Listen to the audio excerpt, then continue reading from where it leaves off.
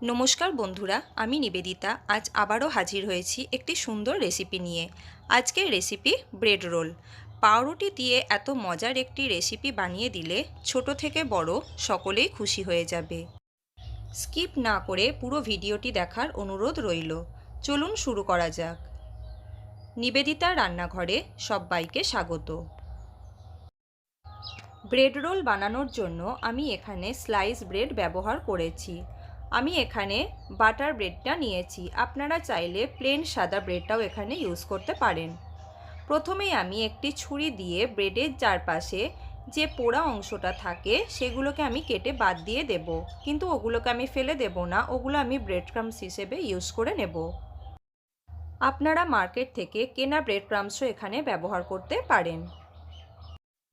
সবকটি পাউরুটি সাইড আমার এখানে সমানভাবে কাটা হয়ে গেছে। এগুলোকে আমি একটি আলাদা প্লেটের মধ্যে তুলে নেব।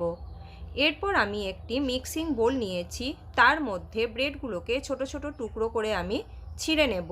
আপনারা চাইলে এটা মিক্সিতে একবার ঘুরিয়েও নিতে পারেন, তবে এটা হাত দিয়েই হয়ে গেছে। দেখুন আমি হাত দিয়ে কত ঝুরঝুরি করে এটা তৈরি করে নিয়েছি। তারপর এর মধ্যে আমি দিয়ে দেব গ্রেট করে রাখা আলু।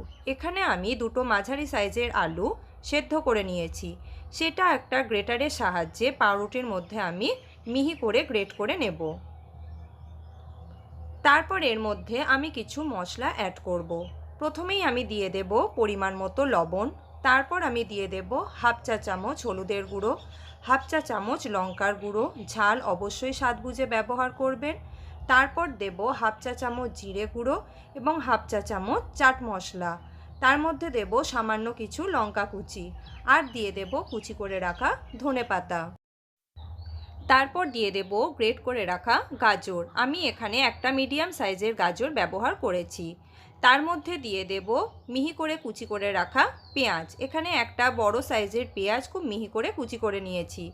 সমস্ত উপকরণ হাত দিয়ে খুব ভালোভাবে আমি মিশিয়ে নিয়েছি।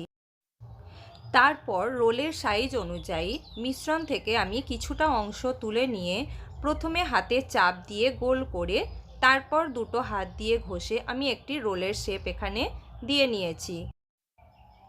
আমি আমার চ্যানেলে সব সময় খুব সহজ পদ্ধতিতে এবং ঘরোয়া কিছু উপকরণ দিয়ে রেসিপি বানানোর চেষ্টা করি, যাতে সকলেই খুব সহজভাবে রেসিপিগুলি বাড়িতেই বানিয়ে ফেলতে পারেন। আমি কিছু বন্ধুর উদ্দেশ্যে বলবো, প্লিজ আমার চ্যানেলকে আনসাবস্ক্রাইব করে আমার চ্যানেলের ক্ষতি করবেন না। যেহেতু আমি একজন নিউ কামার, তাই চ্যানেলের পাশে থাকতে না পারেন, কিন্তু চ্যানেলকে একদমই ডাউন করার চেষ্টা করবেন না। ফিরে আসছি রেসিপিতে। এখানে আমার সবকটি রোল বানানো হয়ে গেছে। অন্য একটি পাত্রে আমি নিয়ে নেব 2 চা চামচ কর্নফ্লাওয়ার এবং দেব সামান্য পরিমাণ লবণ। খুব অল্প অল্প জল দিয়ে আমি একটি পাতলা ব্যাটার এখানে তৈরি করে নেব। ব্যাটারের থিকনেসটা আপনাদের দেখিয়ে দিচ্ছি, একদম এই রকম হবে ব্যাটারটি, এর থেকে কিন্তু ঘন করলে হবে না। এরপর আমি একটা একটা করে রোল প্রিপেয়ার করে নেব। প্রথমে একটা করে রোল নিয়ে আমি কর্নফ্লাওয়ারে ডোবাবো। রোলের গায়ে কর্নফ্লাওয়ার ভালোভাবে মাখিয়ে নিয়ে তারপর এটাকে তুলে আমি দেব ব্রেড ক্রাম্বসের মধ্যে। কর্নফ্লাওয়ারের কোটিংটা হাত দিয়ে করবেন না, ওটা চেষ্টা করবেন একটা চামচের সাহায্যে করতে। ব্রেড ক্রাম্বসের কোটিংটা করবেন হাত দিয়ে, যাতে রোলের গায়ে ব্রেড ক্রাম্বসটা খুব ভালোভাবে মাখানো যায়। প্রথম রোলটি আমার তৈরি করা হয়ে গেছে, ওটাকে আমি রেখে দেবো একটি অন্য প্লেটের মধ্যে। আরও একটি রোল আপনাদের তৈরি করে দেখিয়ে দিচ্ছি।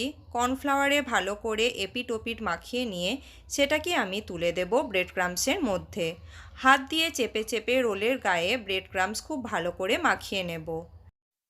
আপনারা চাইলে এটাকে ডবল কোটিংও করতে পারেন, তবে আমি এখানে সিঙ্গেল কোটি করেছি।